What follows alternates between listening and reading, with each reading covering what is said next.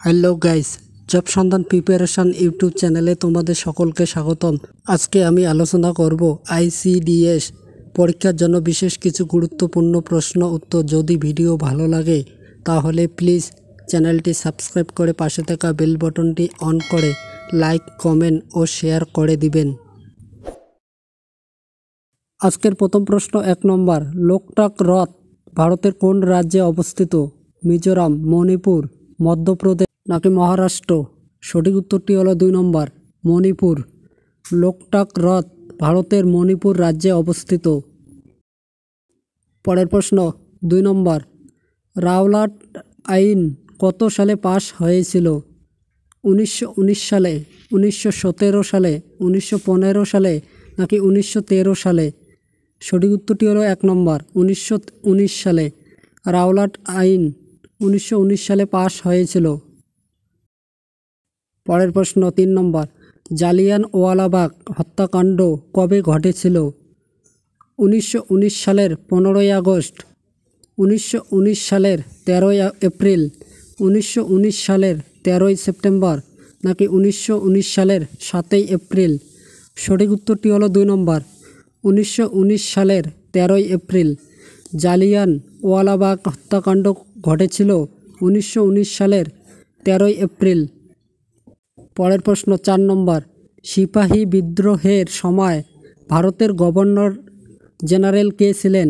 Lord Curzon, Lord Dalhousie, Lord Wellesley নাকি Lord Canning? সঠিক উত্তরটি হলো 4 নম্বর, লর্ড ক্যানিং। সিপাহী বিদ্রোহের সময় ভারতের গভর্নর জেনারেল ছিলেন লর্ড ক্যানিং। পরের প্রশ্ন 5 নম্বর, গান্ধী বুড়ি নামে কে পরিচিত ছিলেন? সরোজিনী নাইডু, মাতঙ্গিনী হাজরা, মহাত্মা গান্ধী নাকি সুভাষচন্দ্র বসু?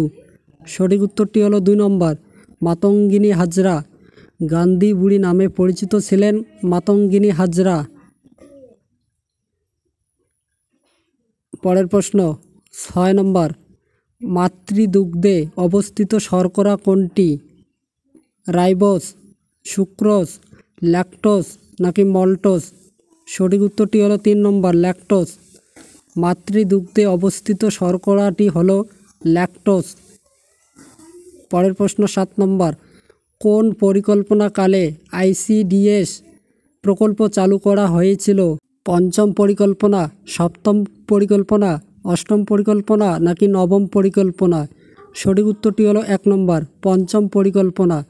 পঞ্চম পরিকল্পনাকালে আইসিডিএস প্রকল্প চালু করা হয়েছিল। পরের প্রশ্ন 8 নম্বর, পোলিও ভাইরাস দ্বারা আক্রান্ত অঙ্গ কোনটি? শ্বাসতন্ত্র, অস্থিতন্ত্র, স্নায়ুতন্ত্র নাকি সংবহনতন্ত্র? সঠিক উত্তরটি হলো 3 নম্বর, স্নায়ুতন্ত্র। পোলিও ভাইরাস দ্বারা আক্রান্ত অঙ্গটি হলো স্নায়ুতন্ত্র। পরের প্রশ্ন 9 নম্বর, কোনটি মানুষের মূত্রের প্রধান রেচন পদার্থ নয়? ইউরিয়া, ইউরিক অ্যাসিড, গ্লুকোজ নাকি অ্যামোনিয়া?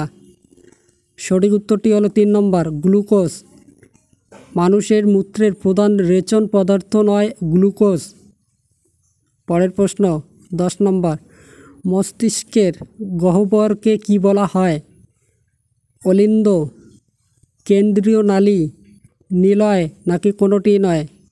সঠিক উত্তরটি হলো 3 নম্বর, নিলয়। মস্তিষ্কের গহ্বরকে নিলয় বলা হয়। পরের প্রশ্ন 11 নম্বর, কোনটি জীবদেহের রাসায়নিক সমন্বয় সাধন করে? ভিটামিন, উৎসেচক, হরমোন নাকি প্রোটিন? সঠিক উত্তরটি হলো 3 নম্বর, হরমোন। হরমোন জীবদেহের রাসায়নিক সমন্বয় সাধন করে। পরের প্রশ্ন 12 নম্বর, বিশ্ব পুষ্টি দিবস কবে পালিত হয়? 16ই অক্টোবর, 17ই অক্টোবর, 28শে মে নাকি 12ই জানুয়ারি? সঠিক উত্তরটি হলো 3 নম্বর, 28শে মে। বিশ্ব পুষ্টি দিবস পালিত হয় 28শে মে। পরের প্রশ্ন 13 নম্বর, আইসিডিএস প্রকল্পের প্রধান লক্ষ্য কী? ক্ষুধা দূরীকরণ, দারিদ্র্য হ্রাস, মাতৃ ও শিশু মৃত্যুহার কমানো নাকি পরিবেশ সংরক্ষণ? সঠিক উত্তরটি হলো 3 নম্বর, মাতৃ ও শিশু মৃত্যুহার কমানো। আইসিডিএস প্রকল্পের প্রধান লক্ষ্য হলো মাতৃ ও শিশু মৃত্যুহার কমানো।